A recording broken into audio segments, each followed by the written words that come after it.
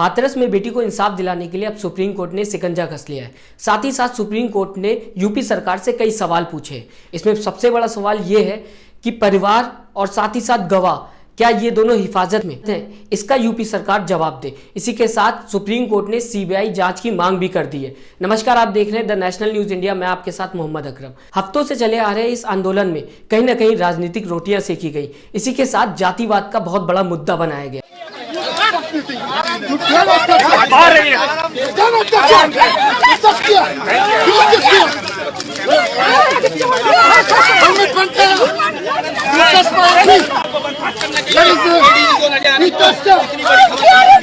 इसमें सबसे बड़ा सवाल है कि बेटी को इंसाफ मिला, क्या उस पीड़िता को इंसाफ मिला, क्या परिवार को इंसाफ मिला?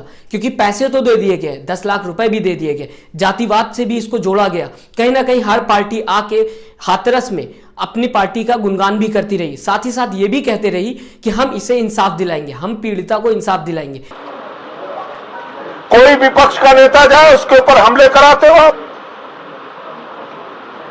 किसी को धक्के मार के गिरवा देते हो, किसी पे लाठियां चलवाते हो।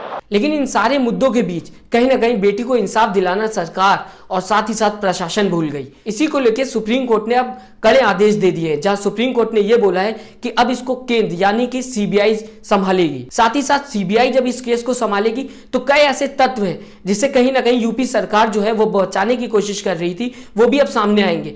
क्योंकि पीड़िता की जो शव था उसे आधी रात में जला दिया गया। उस शव को जलाने के साथ ही साथ कई ऐसे सबूत थे जो उस पीड़िता की लाश के साथ खत्म हो गए। उसे भी अब सीबीआई कहीं ना कहीं अपनी जांच में बाहर निकालेगी। गांव में हो रहे इस प्रोटेस्ट में जातिवाद को लेकर काफी नारे लगे, कई जातियों के लोग अलग अलग संगठन में उतर आए। इन्हीं सारी चीजों को लेकर सुप्रीम कोर्ट ने अब सख्त निर्देश दे दिए कि इसकी जांच अब सीबीआई करेगी।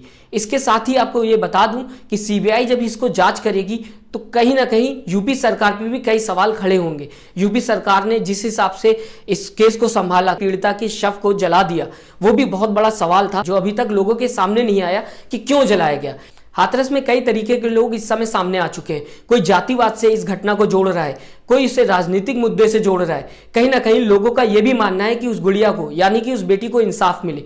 लेकिन क्या वाकई सीबीआई की जांच के बाद उस पीड़िता को इंसाफ मिल पाएगा? क्या सरकार उस पीड़िता को इंसाफ दे पाएगी? क्योंकि महिला सुरक्षा की बात हो रही है, ना कि कोई जातिवाद की बात। क्या हुआ वो महिला दलित समाज से थी, क्या हुआ वो महिला किसी और जात से होती, लेकिन महिला सुरक्षा सबसे अहम मुद्दा है इस देश में। जिस हिसाब से महिला सुरक्षा को लेकर लगातार केसेस बढ़ते चले जा रहे हैं, खासकर यूपी में हाथरस केस को लेकर विपक्ष अपनी भूमिका निभाता हुआ नजर आ रहा है। साथ ही साथ सीएम योगी ने भी अपनी चुप्पी तोड़ी है, काफी दिनों बाद ही सही, लेकिन सीएम योगी ने हाथरस केस में बयान दिया है। सीएम योगी ने यह बात कही है कि कहीं ना कहीं विपक्ष जो है वो नहीं चाहता कि यूपी उन्नति की तरफ जाए। जिसे विकास अच्छा नहीं लग रहा है वे लोग देश में भी और प्रदेश में भी दंगा, जातीय दंगा भड़काना चाहते हैं, सांप्रदायिक दंगा भड़काना चाहते हैं। इस दंगे की आड़ में विकास रुकेगा, इस दंगे की आड़ में उनकी रोटियां सेकने के लिए उनको अवसर मिलेगा। इसलिए वे नित नए षड्यंत्र करते रहते हैं और इन सभी षड्यंत्रों के प्रति पूरी तरह आगाह होते हुए हमें विकास की इस प्रक्रिया को तेजी के साथ आगे बढ़ाना है। सीएम योगी ने इस बात का एहसास दिलाया कि पीड़िता को कहीं ना कहीं जातिवाद के ऊपर आकर इंसाफ मिलेगा। यूपी सरकार जो है उस पीड़िता को इंसाफ दिलाएगी।